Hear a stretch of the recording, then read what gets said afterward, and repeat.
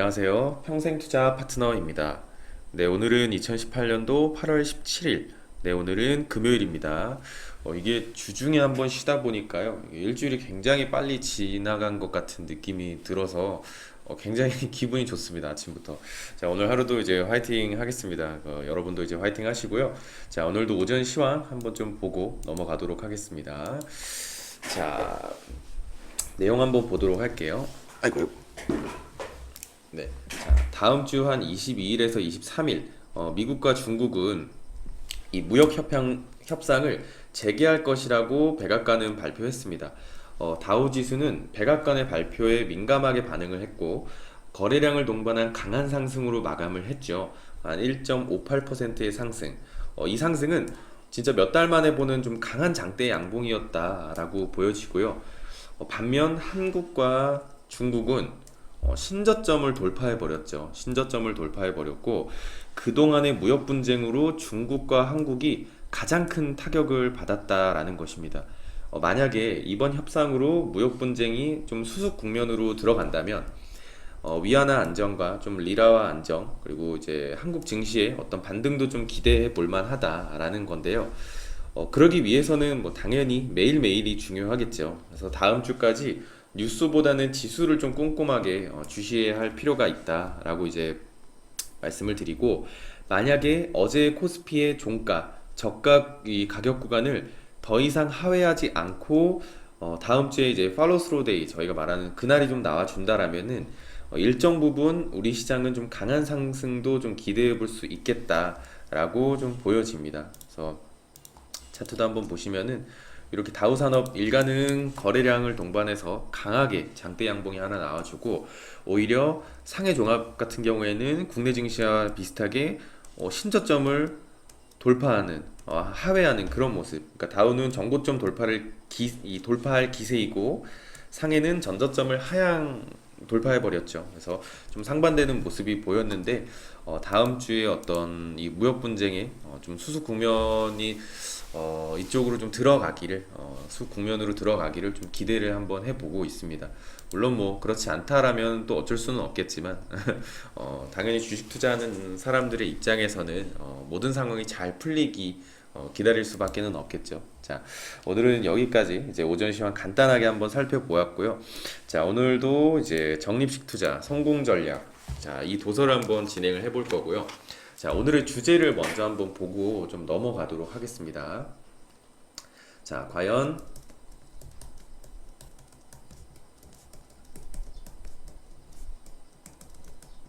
수익률이 떨어져도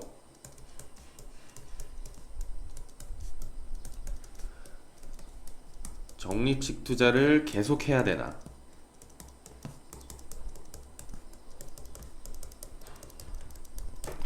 네, 수익률이 떨어져도 적립식 투자를 계속 해야 하나라는 어떤 이 주제로 진행을 한번 해보도록 하겠습니다. 자, 책 내용 같이 보면서 오늘도 통계 자료를 좀 보도록 하겠습니다.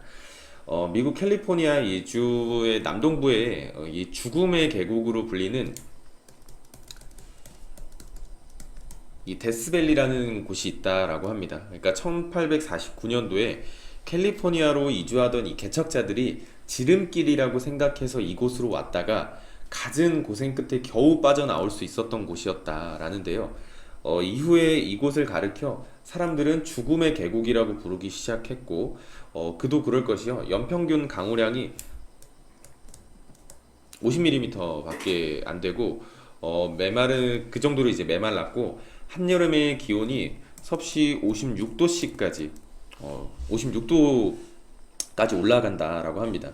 이 데스밸리의 지표면은 바다보다도 86m나 더 낮아서 서반구에서 가장 고도가 낮은 땅으로 유명하다라고 하는데요. 이 땅을 둘러싸고 있는 것은 미국에서 가장 높은 휘트니산 해발 4,418m 정도를 비롯해서 4,000m 이상의 고봉 11개를 거느린 어떤 시에라 네바다 산맥이다라고 하는데요. 역시 이 산이 높으면 골이 깊기 마련인가 보다라고 이제 표현을 하고 있습니다. 그러니까 2007년 10월 2000포인트까지 상승했던 주가가 이제 어떤 글로벌 금융 위기로 인해서 1000포인트 밑으로 급전직하하면서 죽음의 계곡을 한번 만들었던 적이 있었잖아요.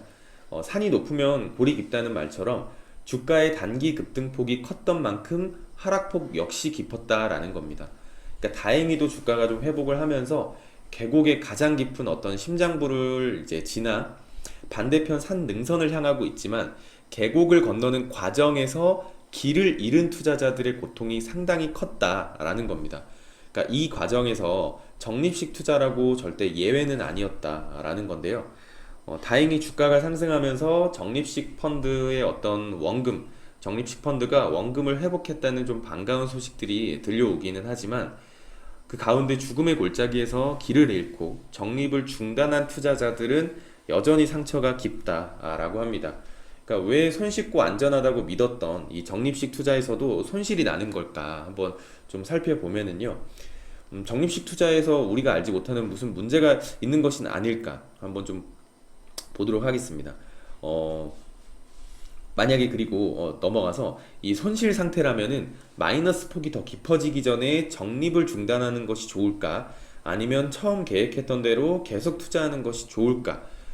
이에 우리나라 주식시장이 과거 경험했던 어떤 죽음의 계곡에서 적립식 투자의 사례를 분석해 보면서 올바른 적립식 투자의 방법에 대해서 한번 좀 알아보고자 하는데요. 지금 방금 드렸던 어떤 질문에 대한 답은 제가 앞서 말씀드렸던 이 책의 내용에서 아마 다 이해하셨을 거라고 봅니다. 마이너스 폭이 깊어지면 깊어질수록 중단을 하는 것이 아니죠. 중단을 하는 것이 아니고 계속 투자하는 것이 오히려 펀드라면 현명한 방법이기 때문에 계속 투자를 해야지 좋은 성과가 나왔던 거고, 죽음의 계곡이 있었던 어떤 이 자료들을 한번 좀 보도록 할게요. 98년부터 2009년 그 이제 서브프라임이 이제 있던 그때까지 통계 자료인데, 자 이때 보면 이 삼저 호황으로 아이고 네 주가가 한번 좀 상승을 했다가 이때 이제 유가 상승으로 이제 삼저 호황이 마감이 되면서 한번 강하게 이제 계곡을 한번 첫 번째 계곡이 나왔고요. 이때 이제 주택의 어떤 200만 그 건설 등의 내수 부양책을 세웠고, 그리고 외국인 주식의 어떤 좀 직접 투자 허용까지 들어오면서 자금이 유입이 되면서 다시 한번 더 상승해주는 그런 느낌이 있었고, 그 다음에 두 번째 계곡은 이제 아시아 금융위기로 두 번째 계곡이 한번 있었고요. 그 다음에 IT 열풍으로 한 번 더 주가가 상승을 했고, 그 다음에 9.11 테러, 뭐 현대그룹 유동성 위기, 그리고 이제 카드 대란, 카드를 너무 이제 많이 쓰게 하니까 주가가 상승을 하는가 싶더니 개인 파산 위기로 인해서 한 번 더 굉장히 하락도 많이 했고, 뭐 중국이 긴축 발표도 하고 SK 글로벌 사건도 있었고요. 그 다음에 뭐 저금리 이제 적립식 투자 문화의 확산으로 자금이 좀 많이 들어오면서 이 네 번째 계곡을 강하게 올라가는 이런 또 모습이 있었고, 그 이후에는 뭐 다 아시겠지만 굉장히 강력했던 이제 서브프라임 리먼이 파산하는 그런 모습이 한번 있었었죠. 자, 이 첫 번째와 두 번째, 세 번째, 네 번째 계곡에서 이 하락하는 네, 이 모습에서 이 적립식 투자의 통계를 한번 같이 좀 보도록 하겠습니다. 이 1980년대에 이 서울 올림픽을 치러냈던 우리나라 경제는 저금리, 그다음에 저달러, 그다음에 저유가, 3조 호황이죠. 여기 있었던 저금리, 저달러, 저유가라는 3조 호황을 누렸습니다. 두 차례 오일 쇼크 이후에 각국 정부들은 불황을 좀 타개하기 위해서 저금리 정책을 썼고요. 이 석유 수출기구 국가들의 단합이 좀 깨져서 경쟁 체제가 되면서 좀 유가도 떨어지는 그런 사태가 좀 나왔었습니다. 1985년 이 플라자 합의 이후에 엔화 가치가 천정부지로 치솟으면서요.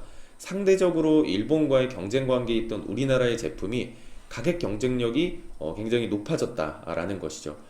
기업들의 수출 증가에 힘입어서 1989년 코스피 지수는 사상 처음으로 1000포인트, 요 1000포인트를 돌파했다라는 것입니다. 하지만 1990년대에 접어들면서 상황은 좀 급변하기 시작을 했죠. 서울 올림픽과 삼저 호황기에 좀 쌓였던 더블이 마침내 이제 거치기 시작하는 겁니다. 거치기 시작을 했고, 이 국제 원유는 가격은 1990년대 초반 30달러를 상회하기도 했고, 민주화와 함께 이 근로자들의 임금이 상승하면서 기업의 채산성에 좀 부정적인 영향을 좀 주기도 했다라고 합니다. 이처럼 1980년, 이 89년도에 이 3조 호황의 이 막이 내리면서 시작된 첫 번째 계곡은요, 1992년 8월 코스피 지수가 이쪽쯤에 이제 459포인트에 이르면서 계곡의 어떤 가장 깊은 골짜기를 지나게 됐다라는 건데요. 이때 이 개인 투자자들의 어떤 이 깡통 계좌가 속출하면서 주식시장에서는 여기저기 곡소리가 진짜 흘러나왔다라고 합니다. 하지만 이후에 이제 반도체 경기의 활성화와 주택, 200만 호 이 건설 등의 어떤 정부의 적극적인 내수 부양 정책이죠. 내수 부양 정책과 외국인에 대한 시장 개방, 주식 투자 직접 허용 등 이 시장 개방 등이 지수의 상승을 좀 견인을 해가지고 1994년 10월 코스피 지수는 다시 1000포인트를 좀 넘어섰다라는 겁니다. 자, 그러면은 이런 상황에서 적립식 투자는 어떤 결과를 낳을 수 있을까? 한번 좀 같이 보면은요. 자, 첫 번째 게 어디 있는지 한번 좀 보도록 할게요. 마지막에 있었네요. 네, 첫 번째 계곡. 이 첫 번째 계곡의 적립식 투자의 성과입니다. 자, 89년도 4월부터 94년 이 10월까지의 이 성과를 한번 좀 보도록 할게요. 자, 이제 67개월간 코스피 지수와 100% 똑같이 움직이는 주식형 펀드에 매월 초 일정 금액을 투자한 적립식 투자의 성과를 나타낸 이 결과인데요. 이 투자를 시작한 이후 주가가 계속 하락을 해서 1992년 8월 말 코스피 지수가 506포인트 정도에 이르렀을 때 적립식 투자의 이 손실은 마이너스 28.9%가 넘는 손실을 기록을 했습니다. 하지만 이후에 주가가 반등을 하면서 1994년 10월 말에는 51.2%까지 수익률이 반등을 했다라는 건데요. 동일 기간 동안 안정적인 어떤 은행 적금에 머물렀다면 누적 수익률은 한 28.3%에 불과했을 거다라는 겁니다. 이때는 금리가 높았죠. 은행 금리도 28.3%에 불과했다라는 건데 만약에 적립식 투자를 했다면 51.2% 굉장히 더 큰 성과가 나왔다라는 거고, 이렇게 적립식 투자가 우수한 성과를 낼 수 있었던 것은 주가가 하락하는 와중에도 꾸준하게 투자를 계속해서 여기 이 선이 이제 평균 매입 단가거든요. 이 선을 한번 따라서 쭉 가보시면은 평균 매입 단가가 731포인트까지 떨어졌기 때문에 이 주가가 코스피 지수가 이렇게 쭉 오르니까 투자 수익률은 굉장히 더 크게 올라주는 그런 모습이 나와주는 겁니다. 근데 만약에 이 마이너스 28.9일 때 만약에 이제 포기를 해버린다거나, 그쵸? 그렇게 되면은 수익률이 더 작았겠죠? 아니면은 이때에서 포기했으면 더 작았을 것이고요. 자, 또 넘어가서 좀 한번 좀 보면은 이를 이제 평가 어떤 손실 구간과 이익 구간으로 한번 나눠 보면은요, 이거를 어떻게 되냐면 전체 67개월의 이 기간 중에서 70%가 넘는 이 49개월 동안은 손실을 기록을 했다라는 것이고, 반면 플러스 수익으로 이제 난 기간은 전체 기간의 30%도 채 안 되는 18개월에 불과했다라는 겁니다. 18개월에 불과했다라는 거고, 결국 여기서 한 번 더 느낄 수 있는 것은 적립식 투자의 어떤 달콤한 과실은 누구에게나 주어지는 것이 아니라 죽음의 계곡을 건너온 투자자에게만 주어진다는 사실을 굉장히 잘 보여주는 대목이죠. 굉장히 잘 보여주는 대목이고, 자, 그러면은 넘어가서 두 번째 계곡도 한번 좀 보도록 하겠습니다. 네, 두 번째 걸 보면은 요거는 이제 1996년도부터 1999년도까지의 이 모습을 보여주는 건데요. 이때 같은 경우에는 아시아 금융 위기로 인해서 한 번 더 계곡이 있었고, 그 뒤에 이제 한번 IT 어떤 열풍으로 주가가 상승을 이제 견인을 한 그런 모습인데요. 요것도 한번 좀 같이 통계 자료를 좀 보도록 하겠습니다. 적립식 투자는 이 IMF 위기 과정에서 1998년 7월 정도 한때는 마이너스 40, 여기 보시면은 마이너스 49%, 45.9%라는 엄청난 손실을 보기도 했지만, 이 IT 열풍의 어떤 IT 열풍이 주가를 견인을 하면서 이 반등으로 1999년 7월 말에는 77%, 77.3%라는 놀라운 성과를 거둘 수 있었다라는 겁니다. 만일 1996년 당시에 정기적금에 동일 기간 동안 적립을 했다라고 한다면은 수익률은 14.8%에 불과했을 거다라고 이제 말을 하고요. 물론 이때 성과도 모든 투자자에게 주어진 것은 절대 아닙니다. 총 38개월 중에서 31개월이 손실, 그쵸? 나머지 7개월이 수익이라는 거거든요. 그러니까 이 IT 버블로 1000포인트를 넘어섰던 이 코스피 지수는 2000년 1월 이 버블 붕괴와 함께 미국 지수의 어떤 등락, 대우체 사태, 9.11 테러의 영향으로 한 번 더 이제 이 고를 이제 계곡을 한 번 더 만들었었는데요. 자, 이때 보시면은 31개월 동안의 손실 굉장히 고통스럽죠. 굉장히 고통스럽고 마이너스 45.9%라는 것을 눈으로 지켜본다라는 건 아마 개인 투자자들에게는 굉장히 고통스러운 어떤 시간이었을 겁니다. 물론 이 적립식 투자를 확신하고 이 원리를 알고 이해하고 있는 투자자였다면 더 좋은 기회라고 생각을 해서 불입을 계속 했었겠죠. 하지만 그렇지 못한 투자자들은 분명히 대다수는 뭐 이렇게 하락할 때 다 펀드를 해지했을 것입니다. 펀드를 해지했을 것이고 달콤한 수익률은 이 70%가 넘는 계좌의 어떤 수익률은 이 31개월을 지나서 나머지 7개월 동안 이루어진 일이기 때문에 그때 동안 버틴 사람들에게만 주어지는 달콤한 성과라고 보시면 좋을 것 같고요. 자, 그러면은 한 번 더 이 세 번째 계곡의 또 성과를 한번 좀 보도록 하겠습니다. 네, 세 번째 계곡을 한번 보면은 이때는 IT 버블의 어떤 붕괴와 그리고 이제 미국 지수의 급락, 뭐 이제 9.11 사태 등등 이러한 어떤 영향으로 주가가 한 번 더 크게 하락을 했고요. 그 이후에 이제 어떤 정부의 좀 내수 소비의 증가, 이 내수 정책의 효과로 좀 다시 한 번 더 코스피주가 상승하는 이런 계곡을 연출한 모습이었는데요. 좀 이 통계 자료를 한 번 더 같이 한번 좀 살펴보도록 하겠습니다. 자, 이거 같은 경우에는 2000년도 4월부터 2002년도 3월까지 24개월 동안의 성과, 이 적립식 투자의 성과인데요. 적립식 투자는 한때 20%, 23.8%, 20%가 넘는 이 손실을 기록하기도 했지만 꾸준히 적립을 계속한 투자자는 마침내 한 24개월 차에는 44.6%의 어떤 높은 성과를 거둘 수 있었다라는 겁니다.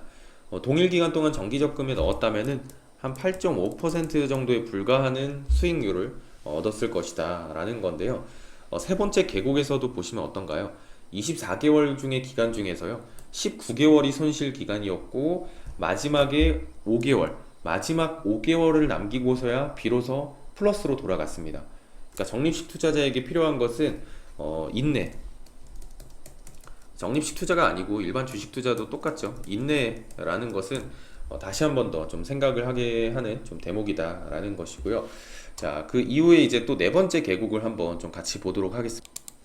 네, 이 네 번째 계곡을 한번 좀 보면은요, 이때 같은 경우에는 이제 어떤 개인 파산의 증가, 그러니까 카드 사용을 굉장히 장려했던 시기였잖아요. 그러다 보니까 처음에는 어떤 뭔가 내수가 이제 살아나니까 돈을 막 쓰니까 경기가 살아나는 듯 하다가 아무래도 카드는 빚이잖아요. 그러니까 빚이니까 결국 좋은 것은 아니었겠죠. 그래서 개인의 어떤 파산의 증가 위험이 커지고 왜냐면은 개인이 파산해버리면 카드사는 돈을 받아야 되는데 돈을 못 받잖아요. 그래서 카드사의 어떤 위기 등으로 다시 하락 국면으로 이제 접어들었고요. 그때 이제 뭐 SK글로벌의 이 분식회계 사건이 좀 불거지면서 주식시장은 더 하락을 했고 또 중국의 어떤 긴축으로 어떤 좀 악재까지도 맞이하면서 굉장히 이제 하락을 했던 그런 모습들이 이제 좀 보였었는데요.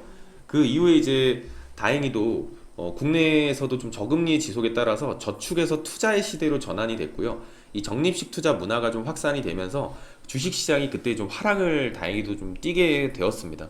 다행히도 유동성 자금도 좀 많이 들어왔었고 그래서 굉장히 큰 상승이 있었는데요. 이때 한번 좀 통계 자료를 한번 좀 보도록 하겠습니다. 자, 2002년 4월부터 2007년 11월까지 67개월간의 어떤 적립식 투자의 성과를 나타낸 이 통계 자료인데요. 자, 요거를 보면은 적립식 투자자는 한때 21%가 넘는 손실을 기록하기도 했지만 이때는 좀 짧은 계곡이었죠. 짧은 계곡을 잘 건넌 투자자는 이후에 굉장히 큰 상승장이었죠. 이때는 대세 상승장에서 119.9%라는 굉장히 커다란 성과를 거둘 수 있었습니다. 만약에 동일 기간 동안 적금에 가입을 했던 투자자의 누적 수익률은 14.1% 정도에 불과했다라는 건데, 이것에 비하면 119.9%는 정말 엄청난 차이죠. 엄청난 차이였고, 이 짧은 계곡 너머에 있는 높은 봉우리를 보지 못한 투자자들에게는 굉장히 아쉬움이 많이 남는 골짜기였을 것이었습니다. 그러니까 이 한국 증시는 지금 좀 이제 그 이후에는 이제 리먼 사태로 인해서 다섯 번째 계곡을 한번 만들고 또 한 번 굉장히 강하게 한번 상승을 했었잖아요. 이 책이 그 리먼 사태쯤에 이제 만들어진 책이기 때문에 이 책에서는 통계 자료가 그 전까지만 이제 나왔었고, 리먼 사태 이후에도 굉장하죠. 그때도 적립식 투자를 했던 투자자였다면 계속 하락을 할 때 불입을 했으면 굉장히 큰 상승으로 수익을 많이 볼 수 있었던 어떤 좋은 계곡이었다라는 것이죠. 그래서 좀 넘어가서 한번 좀 보면은, 이게 이제 그 주가가 최고점에 이르렀을 때 한번 적립식 투자를 시작했던 투자자들의 적립식 투자의 수익률 변화를 한번 좀 보면은, 하락장에서도 꾸준히 불입했던 투자자는 원금 수준을 회복을 했었지만 중도의 불입을 중단한 투자자는 굉장히 그 계속 손실에 머물고 있었던 것이었던 건데요. 이 코스피 지수가 1800선이 붕괴될 때 투자를 멈춘 투자자의 경우에는 마이너스 21%의 손실에 머물었고, 1400포인트 선이 무너질 때 투자를 중단했던 이 투자자는 그래도 평단가가 조금은 더 낮으니까 마이너스 9% 정도 손실을 보고 있었고, 이는 주가가 하락할 때도 꾸준히 적립을 계속해서 매입 단가를 낮춰두지 못했기 때문에 주가가 다시 한번 상승을 해도 여전히 마이너스로 머물러 있었다라는 거거든요. 중단을 할 경우에는. 그러면은 왜 적립식 투자자들은 중도에 이 납입을 중단을 할까 한번 좀 보면, 투자자들이 적립식 투자를 너무 손쉽게 수익을 낼 수 있는 투자 방법으로 생각을 한 건 아닐까 한번 책에도 나와 있는데요. 이 적립식 투자가 좋은 성과를 내기 위해서는요, 주가가 하락할 때에도 꾸준하게 적립식 이 평균 매입 단가를 계속해서 낮춰야 한다라는 겁니다. 하지만 많은 투자자가 계속 어떤 탐스러운 좀 과실만 생각을 하고 주가가 하락하는 기간 동안 이겨내야 할 이 심리적 고통에 대해서는 생각을 하지 않았다라는 건데요. 이 때문에 이 정작 주가가 하락할 때에는 고통을 이기지 못해서 적립을 중단해 버린다라는 겁니다. 하지만 이 앞서 역사적 경험의 통계 자료를 통해서도 보았듯이요, 적립식 투자란 주가 하락의 두려움에도 흔들리지 않고 투자를 계속할 수 있는 인내가 필요한, 요거는 이제 고진감래형 투자라는 겁니다. 고진감래형 투자 방법이고, 고통을 견뎌냈을 때 얻을 수 있는 과실이 얼마나 달콤하고 큰지 이 계곡의 어떤 과거의 통계 자료들을 통해서 한번 느낄 수 있었던 시간이 아닌가 싶습니다. 이것은 과거에만 일어나는 일이 아닙니다. 절대로. 원래 주식시장은 왔다 갔다 하는 것이기 때문에 지금도 미래에도 충분히 가능한 일입니다. 어차피 평균 단가를 계속 낮춘다라는 것에 의미를 두는 것이기 때문에요. 그래서 자, 이렇게 한번 통계 자료를 보셨으면은 그래도 좀 마음의 여유가 생기실 수 있지 않을까 한번 생각을 하면서 이번 방송은 여기서 마치도록 하겠습니다. 자, 오늘 하루 화이팅 하도록 하겠습니다. 말을 너무 많이 해서 말이 꼬이네요. 자, 화이팅 하겠습니다. 감사합니다. 평생 투자 파트너 유튜브 시청을 진심으로 감사드립니다.